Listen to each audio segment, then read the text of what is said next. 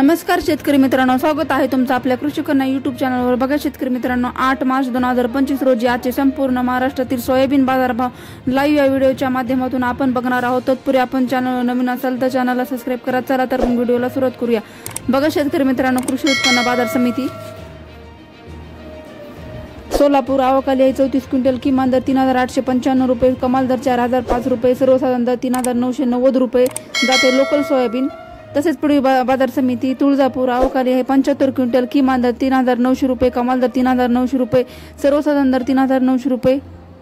तसेच पुढील बाजार समिती हिंगोली आवक आली आहे 600 क्विंटल, किमान दर 3510 रुपये, कमाल दर 4040 रुपये, सर्वसाधारण दर 3775 रुपये जाते लोकल सोयाबीन।